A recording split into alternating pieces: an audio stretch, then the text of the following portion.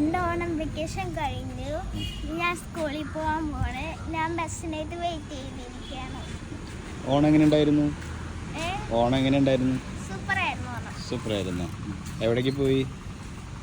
ഞാൻ എൻ്റെ ബീച്ചിൽ കസിൻ്റെ വീട്ടിൽ പോയി. അവിടെ ഓണം വെക്കേഷൻ നടന്നില്ല.